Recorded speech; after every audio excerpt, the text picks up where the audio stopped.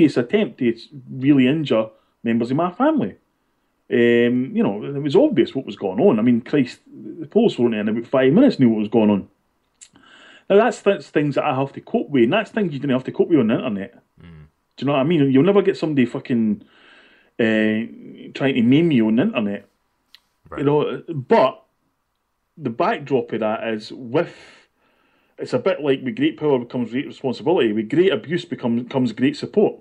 True. Do you know what I mean? The flip side of that is you have a range of guys who would be willing to stand in front of you when shit like that happens because of the film and the project and the book and stuff like that. The difference between Frankie Fraser is that Frankie would have done that before the film. Right. Or anything, and that's why I'm over the moon that he's going to be in Philadelphia. Yeah, those are the people that you always know, no matter what, they're going to have your back. I mean, high, low, whatever, Yeah, I mean, as I said to you way back before we even made this film, that one of the key issues about it was I had certain things I wanted to achieve with the film outside of the actual story and, trying to stop David Murray and trying to get people in the media to talk about him more freely and stuff like that, was that I would take it to the Bronx, to Chaz and all that, and we are doing that. And that's on the 8th of February in Islands 32, where we'll have the film and a Q&A, and there'll be live music after. That's going to be an all-day event, by the way, which 2 people from Nairn are flying in for. 1 guy from London's flying in for. So, I mean, again, all great supporters of mine, James Wallace, Donna, and Jock Kennedy with London Shoeshine. They're all flying in for things like that. And I would take it to Frankie. And Frankie, I'm taking it to him. So, and he's coming to Philly. So, yeah, I mean, this is, their personal objectives of mine. Sure. On the basis of a big objective, which, as I've said to you a million times on the show, for 18 months, the objective was to stop David Murray in his tracks because he was trying to come back with the Calyx project, which we explained in the book, and to expose what the real extent of the cheating was. Yep. Yeah, and I mean, more power to you, and job well done. I mean, by all accounts, the reviews of the film have been absolutely stunning. And one thing that I'm particularly interested in, or I'm curious about, looking forward to the Philadelphia event, is the differences in demographics. I mean, obviously, you come over to America, and specifically to Philadelphia. I mean, it's an Irish hotbed. We've talked about this ad nauseum. Yeah. But, you have a sense of freedom there where you don't have to bite your tongue. You don't have to, sort of watch your back when you're exiting the place or anything. I mean, there's just like freedom to sort of express yourself. I mean, most notably because people in America, in the general population, don't understand the divide, between one half of Glasgow and the other. But the one thing that I'm interested in sort of seeing the contrast between is sort of the emotion and maybe even some of the comments that come from the Q&A in America that maybe you wouldn't have fielded, when you were over in the UK or Ireland. I mean, what are your thoughts there? Is that? Yeah, I mean, it's something that as I've travelled extensively with this over the last year, not just in terms of the tour, but in terms of the film and getting all done. A lot of people have said to me, "What is the problem with Scotland? Like, what is it?" And I've always said to you, it's very, or they'll say, "Can I be in Dublin?" And I say, "Why is it you love Dublin so much?" And is Scotland not the same and stuff? It's like, well, there's a million fucking Huns in Scotland. Right. That's the problem. Right. Well, and not just that. There's a million Huns, and everybody's scared of them. I mean, we look at our own board, who are scared to take, the brave and courageous steps that would, by the way, be doing the right thing because they're scared of the Huns. The media are scared of the Huns. I mean, look what happened on Friday, where they attacked their own board. And, I mean, if this was the Green Brigade or Celtic supporters that were doing the same thing, I mean, there'd be like a national lockdown. There'd be a curfew. Yeah. Yeah, but that, right? That's what would happen. So why do we bother about it?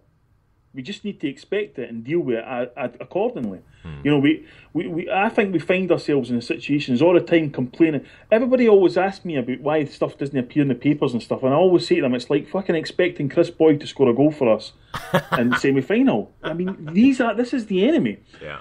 This is how. I mean, maybe I didn't need to watch pictures on Sky Sports to know that fucking what the Hun support's like. Right. They're singing the Billy Boys. Really? Honestly? They were attacking fucking Herzegovs. Honestly, I fucking would never have thought that. That's what these people are like. And unfortunately, that mentality was enough to get Scotland a no vote. Yeah. That's what's got Scotland a no vote. It wasn't just fear and all that kind of thing. It was these fucking idiots being loyal to a queen and a crown and a flag that gives a give a fuck about them. Yeah. You know, that's the reality. So that's why you go to somewhere like Philly and nobody's like that. Yeah. Do you know what I mean? Nobody. I mean, it's like, you know, it's a city of brotherly love. Well, listen, I didn't get much love for the Scottish fucking brothers. So I'm hoping for a wee bit more in Philly, let's say that. But, yeah, I mean, the Q&As are really weird. Like, I'll tell you something, Graham. It's something that... See, when people actually approach me for a gig or, you know, screening, whatever, and they'll say, what was that one like? Or how did people do it? And I say the same thing all the time. No screening is ever the same as another one. Yeah. It's never, ever the same. The questions are never the same. Yeah. There's a kind of consistent about the media with the questions, which I'm trying to... There's often a thing where people somehow eventually start thinking that I'm running Celtic and start asking me questions about why they did this and why they did that, and I'll offer my opinions, and then they'll get abuse for it, and I'm like, well, I'm only offering you my opinion. I didn't have the... Unfortunately, wasn't running the club, so therefore, right. You know, and quite often there's at least always one person who's like, what you got to do about this? And, you know, I've seen people being threatened with physical violence because of that question. Yeah.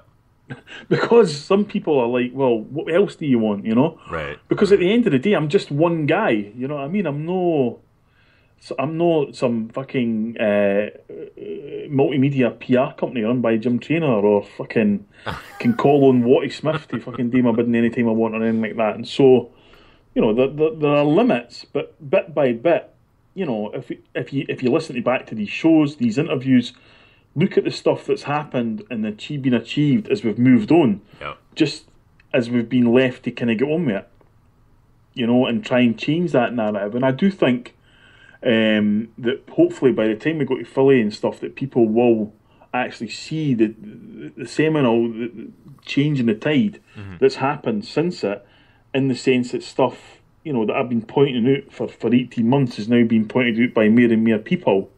And that was always the goal. I mean, you know, I am coming to the end of my involvement in this project, which kind of ends with the tour to move on to something new. And I hope to have left a legacy where when Murray's name's mentioned, it's mentioned in real terms. No as a fucking King Midas, right, but as a fucking financial basket case who cheated Scottish football and particularly Celtic for 20 years. Right. I mean, an absolute illusionist, you know, who you know, completely fooled, you know, members of the establishment media for decades. I mean, which is staggering in and of itself. And the fact that, like you say, now all of a sudden we can peel back the curtain. You know, we can see the wizard, and it's not all that it was cracked up to be. It's not everything that it seems. And, well, that's the worst thing about it. I mean, as I say, Graham, is that, you know, I'm just me, and there you go, and I went down the rabbit hole, and look what I found out. I mean, what could they have found out? Right. With all their resources and power and platforms, and, you know, they weren't asleep at the wheel. They were driving a fucking car, and Murray was in the back, you know what I mean? So that's what we always need to keep remembering. And then now all of a sudden, all these fucking people who called us internet bampots and stuff a few years ago, now they're all on Twitter. Right, exactly. Now they're all pushing their agenda on Twitter and stuff like that. And then they tell us that we're all bampots. Stop following us then. Now, we're talking about David Murray in the press today, ironically and conveniently. You have some new revelations to point out, you know, with the background here. You've been at the forefront of, you know, as we've talked about, like you said, throughout all of the podcasts, throughout your book and you know, the film now. You know, you have some new things that you're hoping to share. What's the latest? I mean, first of all, it was just to kind of clarify a couple of things that I've, you know, again, even though there seems to be this acceptance that one day David Murray gets up in like 1999 and goes, you know what, we'll just start cheating. And that's kind of how we'll run this thing. I know, and we'll cheat. Yeah. And as I said to you before, I've said it to every question there's a saying in New York, actually for Queensbridge, New York, which is, there's no such thing as a halfway crook, right? Yeah. It's like being a little pregnant, you know? So I wanted to talk about two things. The first thing was the Bank of Scotland, which, again, I wanted to just get a wee bit further down that rabbit hole in the sense of what we were up against and what people were up against. If you give one example of a deal that David Murray done with the Bank of Scotland, and people can go and check this and run away and check this kind of thing, is that he was given £37 million by the Bank of Scotland one time, okay? that's funded player signings and stuff. That was an immediate advance of 22 million quid. And then there was £15 million of working capital that he could, access. Now, as well as just being handed this money, even though by this time Rangers were a financial basket case, as we said before, here's the repayment plan. He was to repay the 22 million over 88 quarterly payments of 250 grand. Now, if I offered you those terms, Graham, you'd have a go at that? Yeah, that seems reasonable. I mean, you could, if I gave 22 million quid and I said, right, 88 payments of 250 grand, you think you'll say, wait a minute, I could make this 22 million into 30 million. I mean, even that math is within my realm. Yeah. Yeah. So, I mean, what I would urge anybody to do is go into a Bank of Scotland tomorrow and ask for the same deal. Ask them for £22 million and say, what I want is the Murray deal. And when they ask you what it is, you tell them 88 quarterly payments of 250 grand. I mean, that's the kind of level that was going on here. The second thing is, and this is something we need to clamp down on instantly, is there seems to be this notion that the EBT started in 1999, and we kind of, that's primarily because, and it featured in the film, the documented evidence starts about 1999, but that's the documented evidence of Campbell Ogilvy's involvement. Okay? We have to be clear on that. Okay. The EBT started 4 years before that. Okay? 4 years. And the first recipient, and again, people can run off and check it, because we can thank our friend Craig White for this, because he uncovered this. The first recipient of an EBT for Rangers Football Club was Paul Gascoigne. How do we know this? Because the Italian tax authorities investigated it with the help of Rangers Football Club, and Craig White uncovered that investigation when he bought the football club. So let's stop all the nonsense about 1999 and all this kind of thing. Paul Gascoigne was the first recipient in 1995. Money was paid into an offshore account in Jersey, upon which he never touched a single penny of his wages. Deal was done with his agent Mel Steen, and he was the first one. And the Italian tax authorities found out about it and went after Rangers for that. And we'll leave out the jokes about fishing poles and cans of chickens and yeah. If any, exactly. If any hunters there, we'll leave that up to everybody else. Phone, a can of beer and a bit of chicken for you to see if you can bring me. No, actually, Graham, you've actually touched on something there that just occurred to me. Do you know something? That on a really serious point about that kind of deal is probably why Gascoigne is in the state he's in right now. Do you know why? Because he's always had access to money. Mm-hmm. You know what I mean? Yeah. Anybody else in that position who just drank themselves to fucking virtual death would have been a down and out. He's no. And it's because of schemes like that, of which the Italian tax authorities went after and Craig White found out about after the sale from David Murray. Yeah. Fascinating stuff. In your mind, what are the implications of the overall? I mean, I guess maybe we're just sort of asking rhetorical questions with essentially no positive outcome. But let me ask it anyway. I mean, what are the implications of finding out that the EBT started much earlier than 1999? I mean, what is that? What are the implications for the overall? Say, for instance, the Lord Numa Smith ruling. What are the implications for future investigations into the cheating and perhaps some of the sort of title stripping that goes on? I mean, could this go back into the 9 in a row? Well, it should do, but it won't, because the investigation's been done, and it went from the start of the SPL, which was 98, 99. And as I've said before, and seen the film, Lord Numa Smith was handpicked because he was one of the boys who was David Murray's neighbour.